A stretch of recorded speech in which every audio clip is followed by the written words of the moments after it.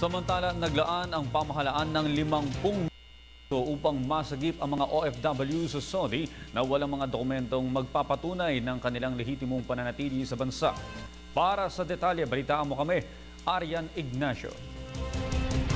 Tiniyak ng Philippine Overseas Labor Office o POLO na mabibigyang kaukulang tulong ang mga kababayan nating mga undocumented overseas Filipino workers na bigong makatugon sa pinalawig na deadline ng Saudi Arabia para gawing legal ang kanilang pananatili.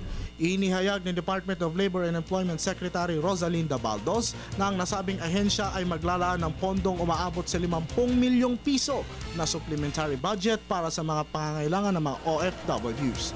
Ito ay maliban pa sa ibinigay na repatriation assistance ng DOLE para naman sa mga Pilipino nating nais nang umuwi sa Pilipinas. Ayon sa record, nasa higit 1,448 na ang bilang ng mga Pinoy workers na naghintay ng clearance mula sa Saudi immigrations para makauwi ng Pilipinas, habang 206 Filipino naman ang nasa Bahay Kalinga o Migrant Workers Resource Center. Napag-alaman na ang unang dineklara ang nasabing deadline na November 3 para gawing legal ang pananatili ng mga OFW sa Saudi Arabia. Tiniyak ng gobyerno na mabigyan ng anumang pangangailangan habang sila hindi pa nakakauwi ng Pilipinas, lalo na ang kanilang mga basic needs tulad ng pagkain, gamot, matutuluyan at transportasyon. Para sa Telebisyon ng Bayan, Arian Ignacio.